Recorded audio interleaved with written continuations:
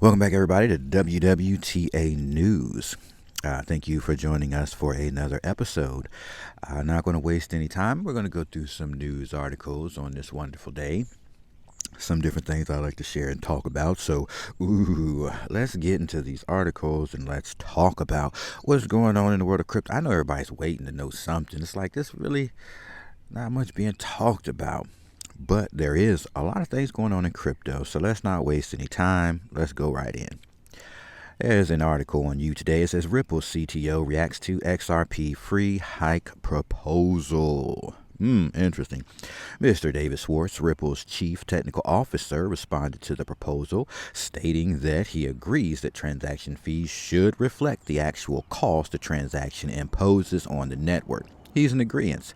Yeah, right. So, interesting, right? For those of you who are familiar with XRP, we do understand that it is very low cost, effective, and efficient to use it. We much rather use XRP's blockchain than something like Ethereum, where we all know it's ridiculous amounts. That's why they have those second layers with the Ethereum-based network, right? All right, but let's continue. So, however, the architect behind the XRP ledger disagreed with the notion of using transaction fee destruction as an artificial mechanism put upward pressure on XRP's price. So, for those of you who know, For those of you who don't, XRP is like what, 30 some cents. It's been upwards of 40, 50 cents. It just, wavers up and down, left and right, you know what I'm saying? And so people are like, well, with XRP being used, how come it's not worth much? And it is worth a lot, especially to those who use the ODL, on demand liquidity, and the banks who want that ISO, that want that because it works well on the ISO messaging system, and they want those end-to-end transactions to be effortless. They want it to be paid right then and there. And so that's why that system's important, and it's very valued by institutions, banks, and businesses, right? So, right. It says, according to Schwartz, if the transaction fee is less than the actual cost of a transaction, executing the transaction could destroy value and discourage people from running nodes. In contrast, if the fee is more than the cost, there would be needless friction. Right, so I would only assume they're talking like crazy stuff, like crazy numbers. I don't know, most people, I don't know who's, for instance, if you're sending 32 cents over the ledger to somebody and the transaction costs you 0.00 something, right? Of course, okay, but why, what I'm saying, would you all right, so the cost is very low. Now let's say, for instance, it's 32 cents per token. Now if you charge 32 cents for the charge to do the transaction, like the first question is, one, why would you send 32 cents, right? So nobody would do that. So then it's like, okay, because nobody would do that, it's no different than if you were going to send $100. Why would you pay $100 to send $100, right? You wouldn't do that. And so we get into that point where Ethereum is, where for the longest time, when we would move Ethereum based assets from one place to another place, they might charge you $20, $30, sometimes upwards of $100. Like, nobody's going to do that. But on a day-to-day thing, banks and institutions, well, for instance, institutions are moving millions, right, on a daily basis. And so, of course, they're getting the best at 0.00 something, right?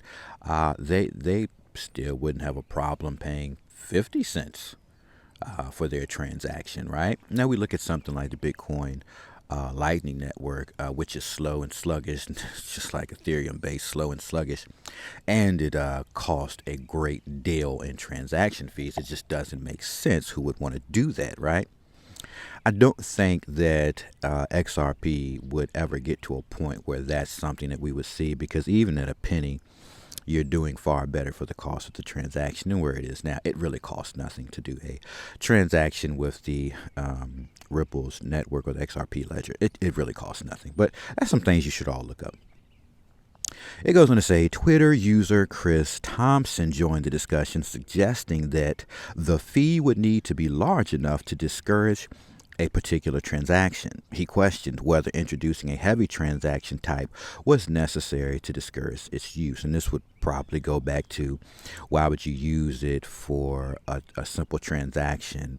Like, for instance, and I'll say this, if the institutions value that transaction more than you do, of course they're willing to pay more for the transaction. And as of right now, it's really just institutions and banks who are looking to use this in a way. Even when it comes down to something like the Wells Fargo article we read, they intend to use this tech in the background, and their customers will probably never ever know about it.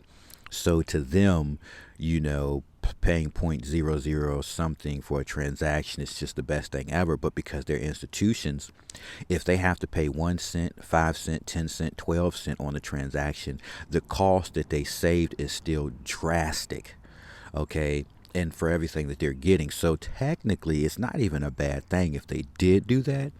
I guess I'd be advocating for them to do that at this point. Like, yeah, if you raise the cost of the transaction to maybe, I don't know, 5 cents or 2 cents or 3 cents or even 10 cents, of course the institutions aren't going to move. They're not going to change. They're going to continue to use the tech because they benefit more. You know what I'm saying? The benefit is far greater for them. And even for us, like if we think about it, we're not going to pay 20, 30, 40, 50, $100 for no Ethereum transactions. That's ludicrous. And we're not going to pay 5, 6, 7, 8, 9, $10 for no Bitcoin transactions. That's just as crazy. So even still, it's a win-win. I just don't think, well, I don't know. We'll have to, watch that, because that's very interesting. That's some really great questions and things to think about. But let's continue. Schwartz responds, stating that the XRP ledger already has a better solution to this issue. If the transaction is out of the node's capability, the node can simply flag it off, preventing its execution. Technical stuff I don't understand. Overall, the XRPL community is divided on the proposal to increase transaction fees to boost the XRP price. And this discussion is ongoing, and it remains to be seen whether any amendments to the XRPL transaction fee structure will be made. So it's not saying that they're going to do anything. It's just really a discussion, and it is a pretty important discussion, not just with XRPL, but when you think about any of these, you look at Stellar Lumens and the things that they're doing, the different offshoots of that. It's darn near free for transactions. You know what I'm saying? So as of right now, banks will benefit, institutions will benefit, businesses will benefit, and for them to pay even 5 cents per transaction hurts them none. 10 cents per transaction bothers them none. They're not bothered by those type of things. Even for us, the common person, if I'm going to send you $50 and I want you to receive it, 1, 2, 3, boom, it's there, and I have to pay 5 cents for that transaction for you to get $50, then I'm going to pay the 5 cents or 50 cents, whatever the case, just for you to receive the $50, because it's instantaneous. It's right then and there. You're already liquid when you receive that transaction. Boom, it's done and over with. You see what I'm saying? So we definitely have to see the benefits of it from that perspective on the technology, and there's a good reason why, even if they did increase it, it still wouldn't bother the big users of it, and it wouldn't even bother us. We just don't want to see $1 per transaction. That's retarded. Like, well, I don't want to. Let's just think about that. Let's keep going a little bit further. Let's say I wanted to send $50 and it cost me $1 to send it right then and there. I don't even think then I'm bothered. I wouldn't even be bothered then. I guess what will bother me is if it cost me $5 to send $50. Well, not even that would probably bother me. Let's just all think about this.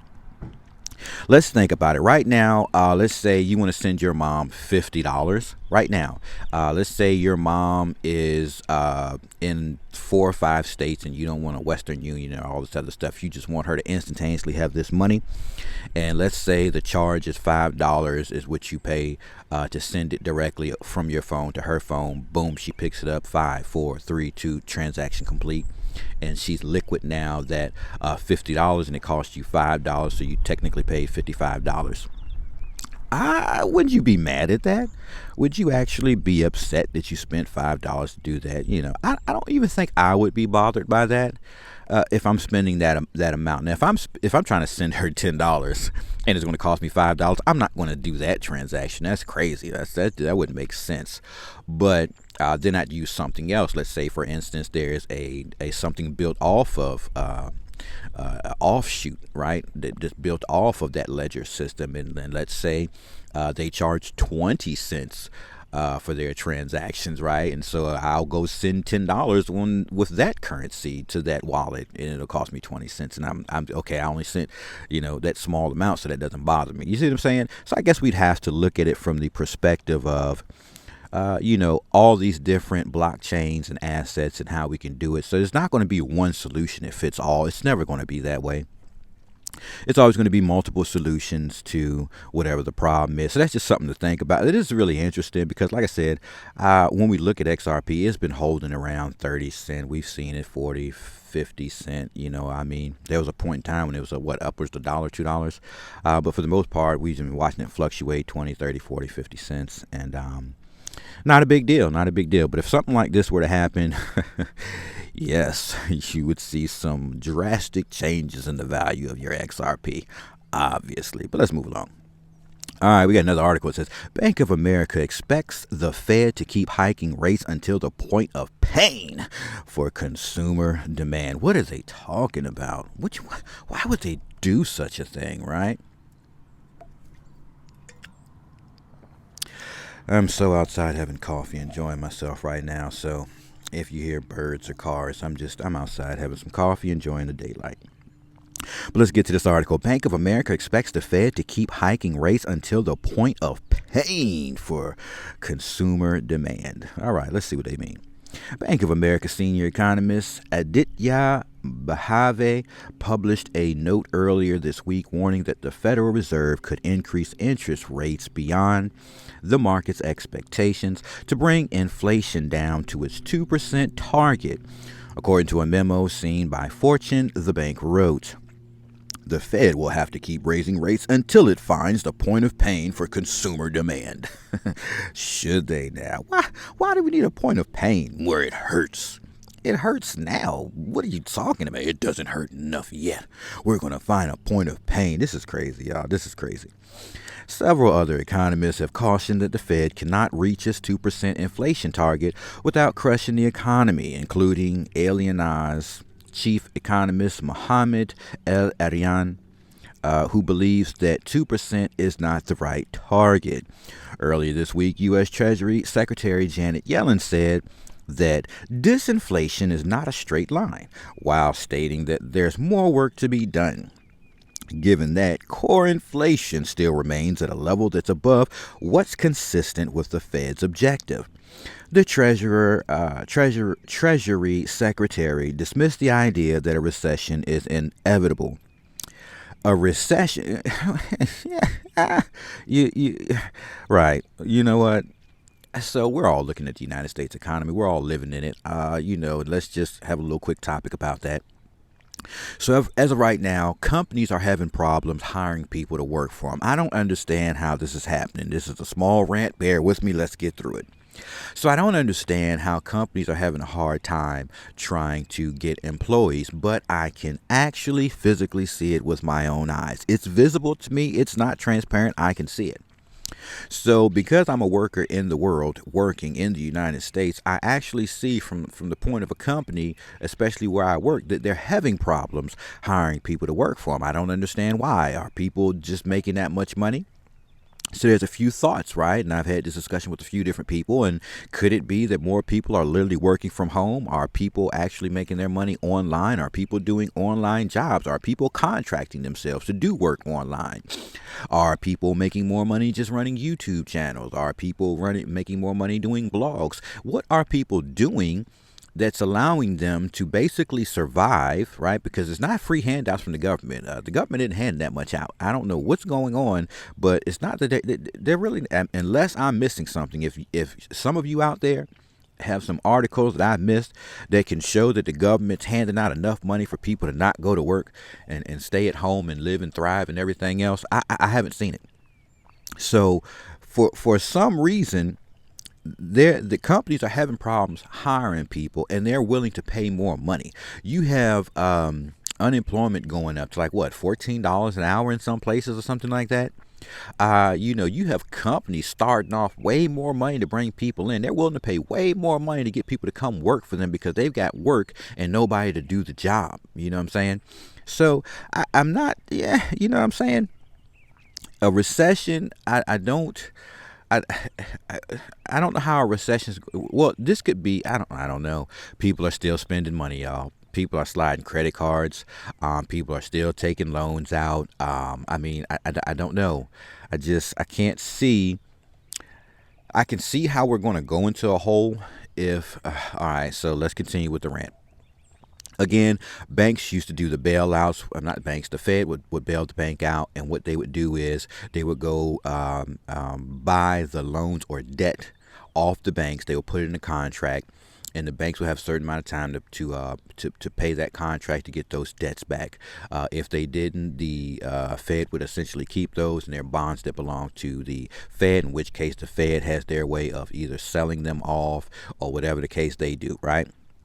So that would allow once the Fed would basically buy up those debt bonds that the banks had, that would give the banks liquidity, which would mean they have money or numbers to give out more loans. Now, if the Fed is still doing that, of course, it looks good.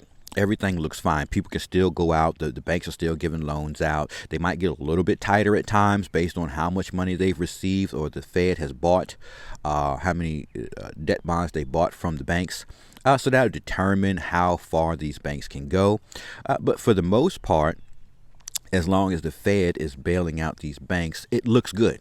Everything looks fine. Businesses can continue to grow. They can continue to take more loans out. They can continue to buy equipment. They can continue to buy supplies. They can continue to run their businesses as long as they keep getting bailed out. Now, what does this mean? Well, we're looking at the Fed having to increase the debt ceiling. Well, what does this mean? This means that the amount of money that they can borrow or owe out, right? So we already know we're at a grand total of like 37 some trillion in debt, right? And if you look at the debtclock.org and you look at unfunded debt with interest, it's like 90 some trillion. This is crazy. What is this? What are we looking at? You know what I'm saying? So when we think about all these things, we're in a bad spot in the United States. Now, I haven't looked at the debts that most other countries have. I only look at this country, but I should probably start looking outside this country to see what the average is of debts owed.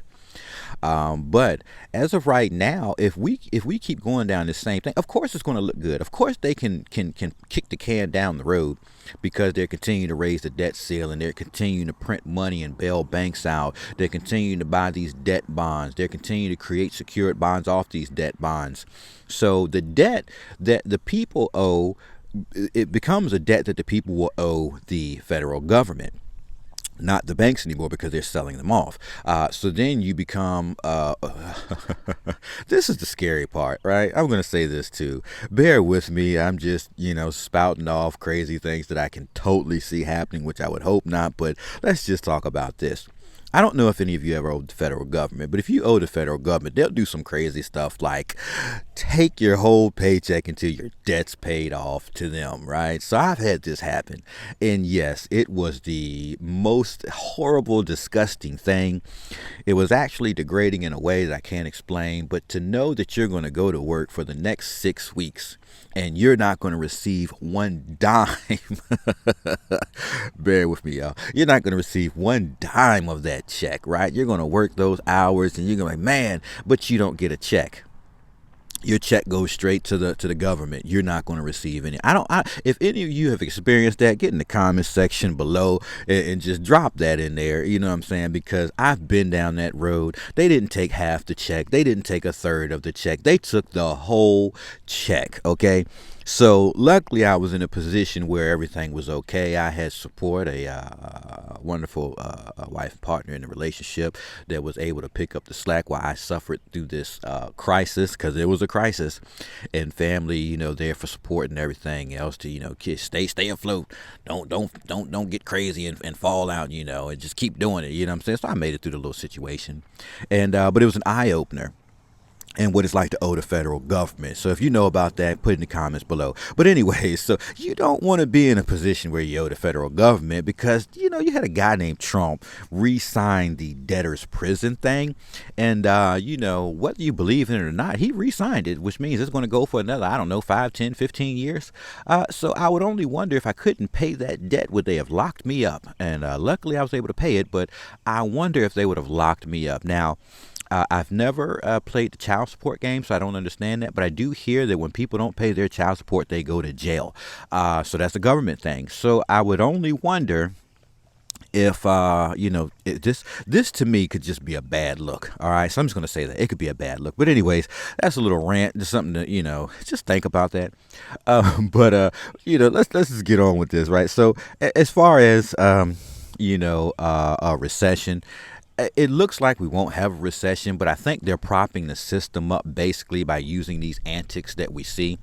And I wouldn't be a whole believer that it's a good thing. I would actually be more concerned that they think it's a good thing and we're not paying attention and we fall into a bad spot. But let's continue. It goes on to say, commenting on Yellen's statements, the Bank of America senior economist stressed that a recession appears more likely than a soft landing. Bahave's opened opinions. What is that? I guess, I don't know. A slowdown in consumer demand, which our analysis suggests is necessary to bring inflation back to target, would likely lead to an outright recession. So look, man, if you ever had to try to pay back all this debt that the United States, that we've created, let's just be real. So what happens is, here goes another rant. Here we go. So as we go out and we take out loans, right? We're all at this point United States citizens, right? Everybody here, except for those that aren't even able to get loans, obviously, because they don't have the business ID, social security number, or whatever they need, and whatever. We don't go that deep. But as a citizen, we have the benefit of being able to get jobs and take loans, right? So because we can take these loans from the banks, and then the banks can then get bailed out from the Fed, not the Treasury, because the Treasury isn't holding for like 800 million or 800 billion or something like that. That sucks. But because the banks can get bailed out by the Fed. So then we are contributors, and it's not just us, it's businesses, corporations, institutions. They take loans from banks. And then, the banks, they have to grow their money. I'm sure they use the stock market to do that off the interest and everything else, but usually they're going to make their money off interest if we're making payments. So when we fail to make our payments, then the banks aren't really making their money back, and then they run into a situation where they get bailed out by the Fed, and then when the Fed bails them out, they can continue to make more loans. So it's like technically we, the citizens, the businesses, the business owners, corporations, institutions, we're actually growing the debt. Right now, in order for us to get out of this hole, if they did raise interest rates, that could possibly put us in a recession. Because think about this: if you can't pay your house, you're in the street, right? If you can't pay your vehicle, you got to figure out how to get to work. If the interest goes up, businesses might have to lay off because they can't pay employees. So a whole lot of things can happen if interest rates go up. So we could see, if they increased the interest on these debts, right, they had to be paid back, a recession could definitely happen, because obviously things are going to fall back and fall behind. And then so we'll see the economy start to slow down. We'll probably see crazy things happen. I'm not going to speculate on those things. I'll walk away from that conversation. But the possibility for things to happen just can grow so fast. Just like in a blink of an eye, things could get ugly. So I definitely understand, thinking about this, how the system's set up. If you did increase interest rates, you might see something, right? Something not so good. All right, but it says a slowdown in consumer demand, which our analysis suggests is necessary to bring inflation back to target, would likely lead to an outright recession, right? And so, if consumers aren't out there buying and spending because interest rates increase, and then businesses and everything else have to slow down because they can't keep paying for stuff, this can cause consumers to not have the money they need, and then it'll be a whole trickle down effect. So technically this sounds more accurate in my understanding of how these things will work. Oh, but let's get it. Let's move on. So this will probably be our last story. I know I get long-winded today because I'm enjoying the weather. It's a pretty day outside. I'm loving hearing the birds chirp, and I'm outside, and it just feels great. But I'm going to close with this article right here. It says Xapo, right? Bank becomes first lender to enable near instant Bitcoin payments. I wonder about that because Bitcoin has never been instant. And when you say near instant for Bitcoin, I'm thinking maybe 5 minutes later? You're so bad. All right. Xapo Bank announced it has integrated the Lightning Network and formed a partnership with LightSpark. This collaboration will make the organization the first private bank to accept Lightning payments with a complete license. According to a press release, Xapo Bank users can now pay instantly for minor purchases up to $100 at any vendor accepting Litecoin payments without incurring exorbitant transaction fees or lengthy blockchain confirmation wait times, as long as you don't go past $100. And this is why I'm still a believer of certain assets, because they don't go through this. Okay, Bitcoin does take a lot of time. Bitcoin is very pricey. When we talk about Ethereum, it's even worse. They have to do different layers on the Ethereum network, and it still becomes not that great. So not too many great things are happening. So I see what they're doing. They're probably trying to get people excited to use it, but Bitcoin pretty much just is looking like a store of value. And I just can't see this working for them unless they did something like they used, they were able to get wrapped and run on something like XRP or Stellar Lumens network or something. But this isn't going to get it. This is great. Kudos, but this isn't going to get it at all. All right, it goes on to say the Lightning Network is a second layer scaling solution for Bitcoin and other cryptocurrencies. It is designed to address the scalability issues of Bitcoin.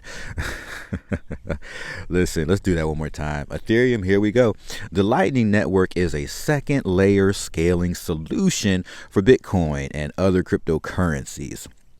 It is designed to address the scalability issues of Bitcoin, which is limited in the number of transactions it can process per second. It allows for faster, cheaper, and more private transactions than on-chain transactions. So what does that mean to me?